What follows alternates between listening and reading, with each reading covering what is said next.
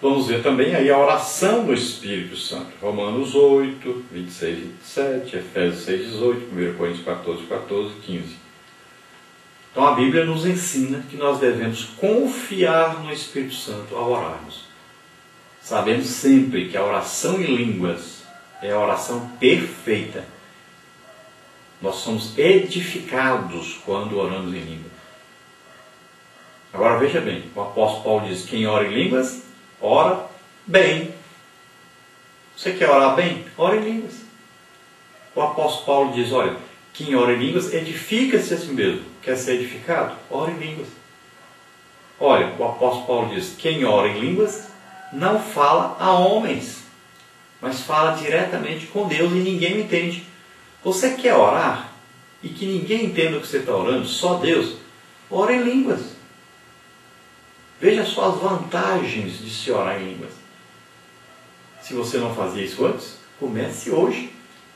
Qual é a oração em línguas? Que tipo de línguas? A língua que você foi batizado com o Espírito Santo. Essa é a linguagem de oração. Se você falar outras línguas, já é o dom de línguas. E o dom de línguas é para você profetizar, ou para você falar e alguma pessoa interpretar, ou você falar e você mesmo interpretar, ou para você falar com a pessoa estrangeira, sem você estar entendendo, mas a pessoa entender. Então, existem vários tipos de línguas. Agora, a linguagem que você recebeu o dia que foi batizado com o Espírito Santo, esta é a linguagem de oração, é a língua que você vai sempre falar nela para orar, todos os dias da sua vida. Deixa de ser preguiçoso e não tem esse negócio de: eu falei língua só no dia que eu fui batizado, não falo mais. Deixa de preguiça. Vá todo dia buscar falar em línguas, orar, falar com Deus em línguas. A unção para o serviço. Lucas 4, 18, 19, 2 Coríntios 1, 21, 22, 1 João 2, 20 e 27. Então o Espírito Santo nos dá a unção. O que é unção? Capacitação espiritual. Ele nos dá o poder para fazermos as coisas para Deus. Então todas as coisas que você vai fazer para Deus, você precisa de uma unção de Deus. Você precisa de uma capacitação de Deus, de uma facilitação para fazer. Isso vem do Espírito Santo. E muitas vezes era transmitida pela imposição de mãos. Por exemplo, dons do Espírito Santo. Nós podemos ver que o apóstolo Paulo fala para Timóteo: Paulo, desperta, Timóteo, o dom que há em ti, o qual te foi dado pela imposição das mãos do presbitério. E depois Paulo diz: olha, eu impus a mão sobre você. Então desperta esse dom. Então, pela imposição de mãos foi dado. Nós vamos ver Paulo impondo as mãos sobre as pessoas e ele sendo batizado com o Espírito Santo. Pedro, João impunham as mãos sobre as pessoas, recebeu o Espírito Santo. Vamos ver imposição de mãos para que as pessoas recebam cura. E Hebreus diz que nós devemos saber pelo menos os rudimentos da doutrina. E um dos rudimentos, das coisas mais simples que existem na doutrina de Deus, uma delas é a imposição de mãos. Então deve haver isso na igreja. A unção com óleo, ungir os enfermos com óleo. Toda a igreja que diz que é seguidora da Bíblia deve praticar isso. Então, a imposição de mãos traz a unção do Espírito Santo sobre a pessoa que está recebendo, então, essa imposição de mãos. E nós devemos, em todos os cultos, ter um momento, a oportunidade, para que possamos impor as mãos sobre as pessoas, transmitir às pessoas a unção do Espírito Santo. Então é importantíssima essa unção do Espírito Santo para convencimento do pecado, da justiça e do juízo, para a cura, para milagres, para a libertação das pessoas. Sempre é preciso que essa unção seja liberada. O poder já está em nós. O que nós temos aqui é liberar esse poder para que as pessoas sejam abençoadas. O Espírito Santo como selo e penhor. Veja bem que a Bíblia diz que o dia que aceitamos Jesus como Senhor e Salvador, nós recebemos um selo, uma marca. Veja bem, como é que Jesus vai identificar no dia do arrebatamento da igreja quem sobe no arrebatamento? Aqueles que têm um selo. Que selo é esse? A presença do Espírito Santo. O Espírito Santo é o selo, a marca. Como é que o diabo sabe quem é crente? O diabo é espírito. Ele sabe porque ele vê o Espírito Santo lá no crente. Como é que Deus sabe quem é filho dele? Para ser filho tem que parecer com Deus. O que nós temos que se parece com Deus? O Espírito Santo. Então ele é o selo, ele é a marca de Deus em nós. Lá no campo, na fazenda, o fazendeiro, ele pega ali os bezerros com ferro quente, marca, bota lá suas iniciais.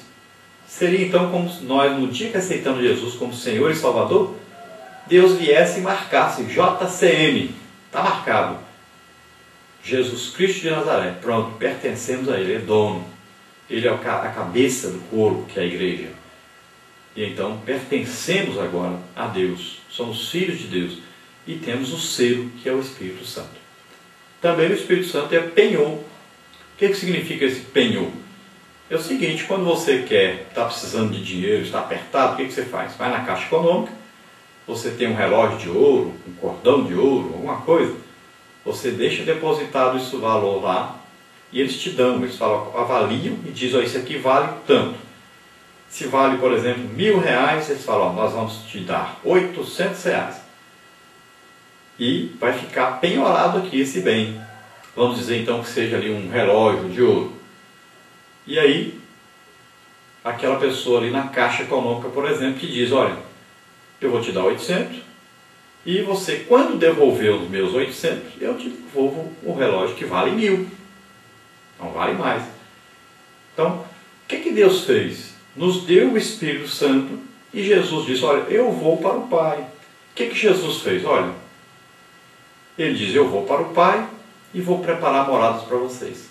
Quando estiver pronto, eu volto para buscar vocês, porque eu quero que onde eu estiver, vocês estejam comigo. E ele diz, olha, eu não vou deixar vocês órfãos. Eu voltarei para buscar vocês. E eu vou deixar com vocês o Espírito Santo, um outro Consolador. Quando ele fez isso, o que ele está dizendo? Eu estou deixando penhorado. Estou deixando aqui o penhor. Eu estou deixando algo importantíssimo, que é Deus mesmo em vocês. E eu vou voltar para buscar. Então nós estamos, aí o Espírito Santo como penhor em nós. Seria lá como um casamento judaico. O noivo chegava na noiva e deixava na casa do pai da noiva um penhor, dizendo, olha, eu vou preparar uma casa, quando a casa estiver pronta eu volto para buscar a noiva.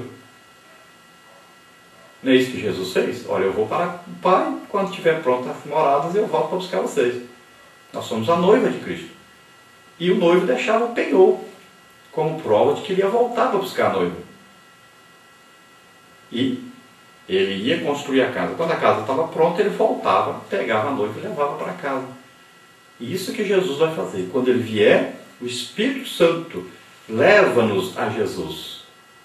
O penhor volta então para o céu, para Deus. E Jesus nos leva como noiva, recebendo-nos em casamento agora, a união para sempre com a igreja. Então veja, entenda a Bíblia e veja como o Espírito Santo é importante para nós. A nossa oração, nossa comunhão com Deus, como penhor, como nosso amigo íntimo, como aí morada que Ele faz em nós, tudo isso é importantíssimo. Então valorize mais o Espírito Santo em sua vida. Nós devemos saber também, então, como nos chegar a Deus através da oração e sempre saber que nós devemos chegar a Deus com a reverência, sabendo que nós estamos chegando porque Deus, pela sua infinita graça e misericórdia, nos abriu a porta, nos dá livre acesso, mas nós não podemos achar que nós podemos mandar em Deus, direcionar a Deus, fazer com que Deus seja obrigado a responder a nossa oração. Nada disso. Devemos chegar com muita humildade, né? Então, reverentemente, estamos na presença do Deus Todo-Poderoso, que criou os céus e a terra. E tem poder, todo o poder, sabe todas as coisas, está em toda a parte ao mesmo tempo. Então devemos saber diante de quem nós estamos, quando estamos orando. Outra coisa, devemos orar honestamente, dizer a Deus tudo sobre nós. Eu costumo sempre ensinar, Seja fofoqueiro, seja fofoqueira. Deus gosta de fofoqueiro e de fofoqueira, sabia? Quando você for falar com Deus, fofoque tudo a seu respeito para Deus. Fale tudo, os seus segredos, as coisas que estão lá no íntimo. Deus já sabe? Sabe. O Espírito Santo está em nós, sabe tudo. Mas Ele quer que nós falemos isso com Ele.